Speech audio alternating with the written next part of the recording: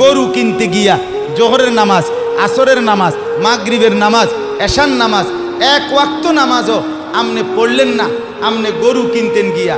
আবার কোরবানির দিন আড্ডি কোবাইতেন গিয়া আমনে জোহরও পড়লেন না, আসরও পড়লেন না, মাগরিবও পড়লেন না। আমনে যদি এরপরে আইসা এই মাইক দিয়েও কন আমি আল্লাহর জন্য কোরবানি দিছি, আমরা বুঝছি না কেন?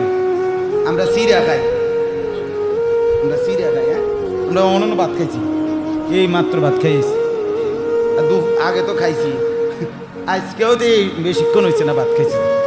কি সিরা চাবাই আমি বুঝি না কথা বলে।